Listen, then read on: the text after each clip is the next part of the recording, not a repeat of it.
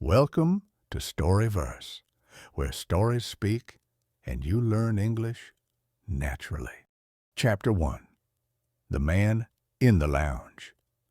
The town of Seaburgh had a quiet kind of dignity, shaped by salt winds and years that drifted like waves against its shore. It was the autumn of 1919. The war had ended, but its shadows still lingered, not as bombs or battles anymore, but as silences between sentences, as empty chairs at dinner tables, as eyes that looked far away without saying why. Edward and I had taken a brief holiday there, hoping to escape the heavy atmosphere of the city. Seaburgh offered that. Quiet mornings, stiff breezes, and the kind of peace that settles only in places that time has forgotten. One evening, as the fire crackled in the lounge of our modest hotel, a man approached us. We had noticed him before, always alone, always scanning the room nervously as though expecting something or someone. He was perhaps in his early 40s, dressed modestly, but with the posture of someone carrying a heavy burden. His name, he said, was Paxton. I hope you don't mind, he stammered. I need someone to talk to. There was something in his voice, not desperation exactly, but urgency. A man who had reached the end of his silence. We offered him a seat near the fire, and after a few awkward pauses, his story began. I came here for a quiet holiday, he said, his hands trembling slightly. But something followed me. It wasn't always like this.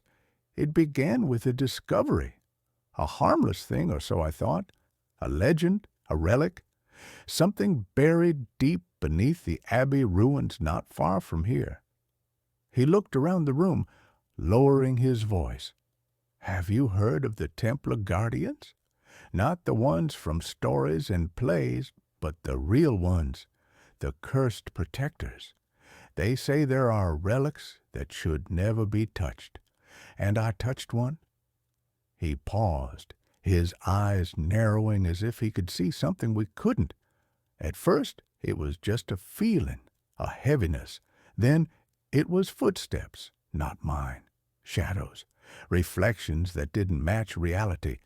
I thought it was my mind, but it isn't. Edward and I exchanged glances. Part of me wanted to dismiss him as another war-touched soul. But there was a clarity in his fear, something real beneath the trembling surface. I brought it with me, whatever it is. I tried to leave it behind. I buried the thing again. I prayed. I haven't slept in days. And still, I hear it. He leaned closer. There is a presence, something that watches, waits. It doesn't need to follow me with footsteps anymore. It already knows where I am. For a long moment, the only sound was the fire's gentle hiss. Then Paxton stood. I'm sorry. I shouldn't have bothered you, but I needed to say it out loud at least once.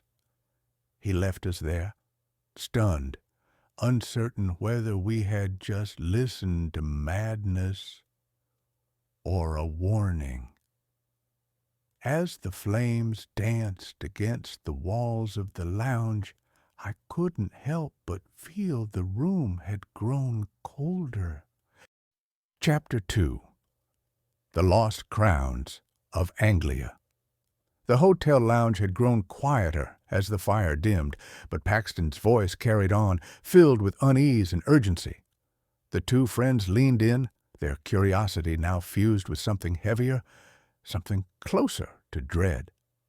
I didn't come to Seaburgh just for the sea air, Paxton confessed, his eyes flickering toward the window as though something unseen watched from outside.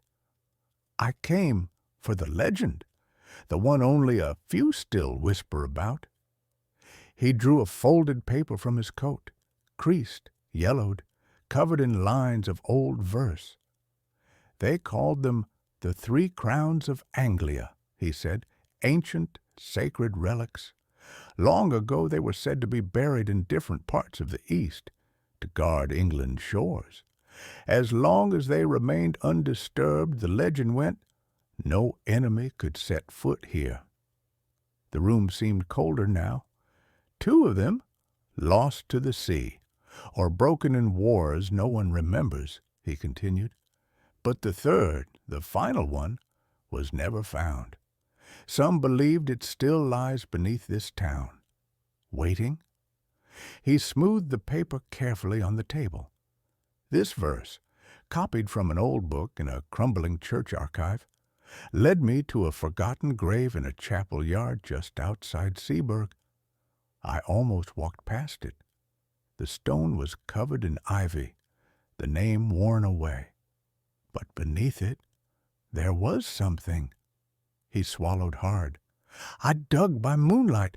I don't know what came over me. There was this pull, like it was meant to be found, and I found it, a box, sealed with thick wax bound in iron.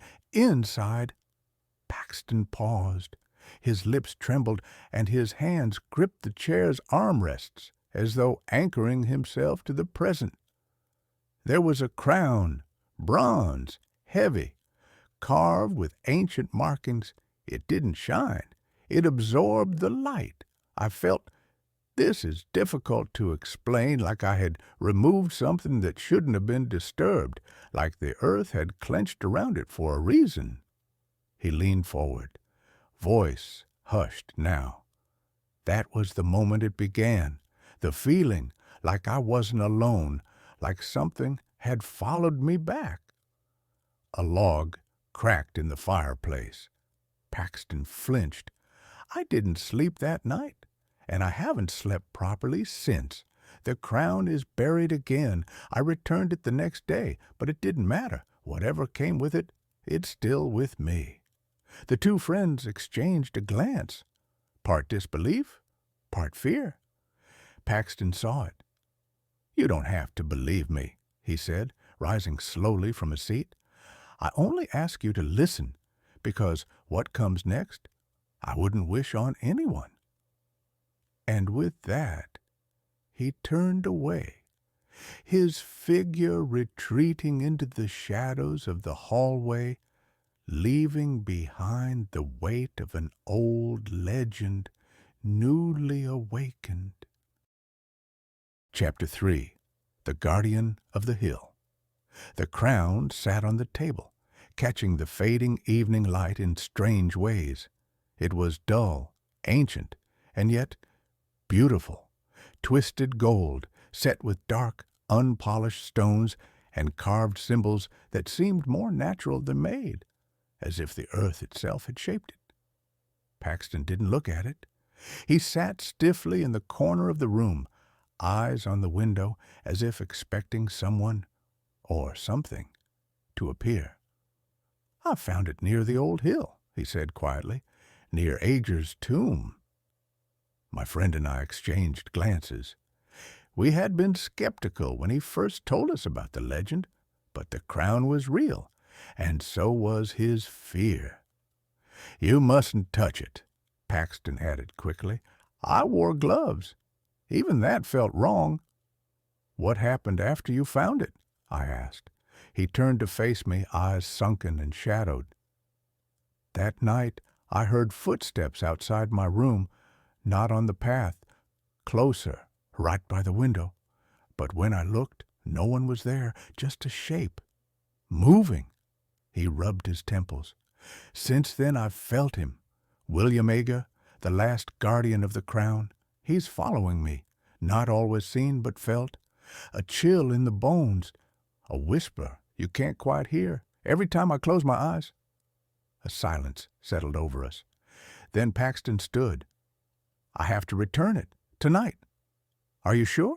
My friend asked. Paxton nodded. He won't rest, not until it's back, and maybe I won't either. So, under a pale moon and cold wind, the 3 of us left the inn. Paxton led the way, holding the crown in a thick cloth. We moved through the narrow lanes of Seaburgh, past sleeping houses and the sound of waves crashing in the distance. At the edge of town, we reached the hill. It was higher than I remembered, a mound rising sharply, crowned with grass, and an ancient yew tree that clawed at the sky like bony fingers. "This is the place," Paxton whispered. He stepped forward.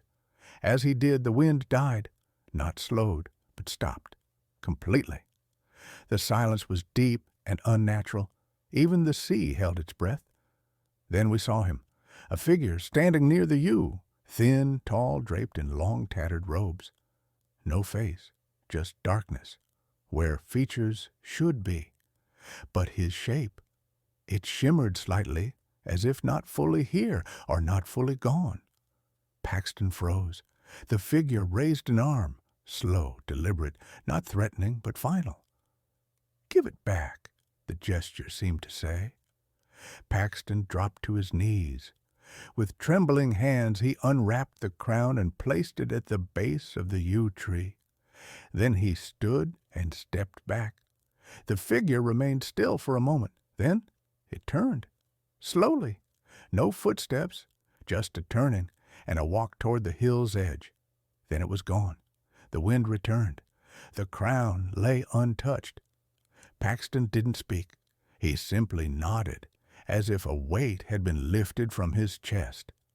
We walked back in silence, each man lost in his own thoughts. But I swear, just before we turned from the hill, I looked back and saw the faint outline of a man standing once more under the yew. A guardian, watching, waiting. Chapter 4. He Will Never Let Me Go. The sun rose on Seaburgh with an uneasy stillness. The air was thick, as if the sea itself held its breath. In the breakfast room of the hotel, silence lingered at one empty chair. Mr. Paxton was gone. His absence stretched longer than casual tardiness. At first, the friends tried to reason with it. Perhaps he had taken a walk. Perhaps he needed air, needed to forget the trembling voice with which he'd said, "He will never let me go." But as minutes turned to hours, unease grew into dread. A chambermaid said she hadn't seen him since the night before. His bed hadn't been slept in. And then someone mentioned a door left open to the beach. Rushing out, the friends followed the winding path behind the hotel, the one Paxton often took to the dunes. The wind carried salt and silence. Then they saw them, footprints in the sand, but these were not the prints of a man. The marks were bare, long, too narrow, and there was something wrong. Where flesh should press, only thin bone had dug into the wet earth, as if a skeleton had walked where no living man dared to tread. They followed the trail. Each step was like a breath held. The wind howled softly, almost whispering something ancient. A chill crept up their spines as they reached a rise in the dunes. There, below, by the curve of the tide, they found him, Mr. Paxton, lying on his side, arms curled as if trying to shield himself from something only he could see. His mouth was open, stuffed with stones, as if someone or something had tried to silence his last scream. His face twisted, not with pain alone, but with a horror too deep for words. Eyes wide, staring at nothing, and behind him, only one set of footprints, not his, the same strange prints, bone thin, heading back into the mist. One of the men dropped to his knees, trembling. Another turned away and vomited, but all of them heard it, carried on the wind from the sea. A laugh, dry, brittle, and joyless, a sound no man should ever make or hear. It came from the mist. The crown was never seen again. Some say it was buried where it belonged. Others whisper that it walked itself back to the grave it was stolen from. Either way, none dared search. Not after what happened to Mr. Paxton. To this day, the dunes remain untouched. Locals speak of shadows in the fog, of whispering winds and a single figure watching from the shore. Some say he waits for the next curious soul. Others say he was never truly buried, because once you take what belongs to the dead, they will never let you go.